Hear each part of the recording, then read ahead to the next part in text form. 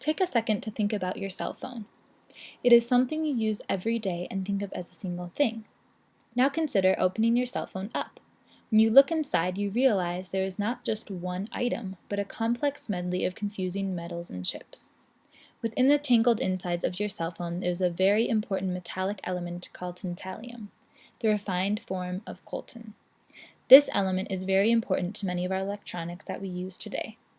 The tantalum in your phone can be traced back to the Democratic Republic of Congo and their coltan mines.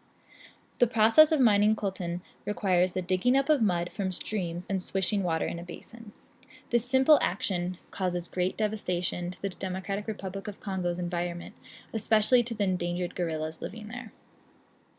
Miners in mining camps kill the gorillas for bushmeat and also end up selling some of the baby gorillas into the pet trade.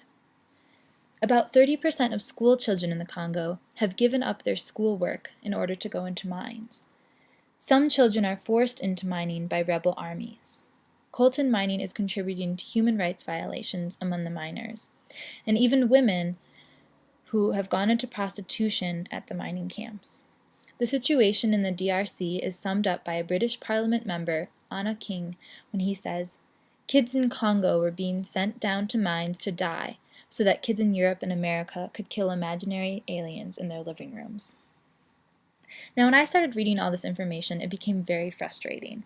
How am I ever going to avoid using a computer or a phone? The best solution I found was in Annie Leonard's book, The Story of Stuff.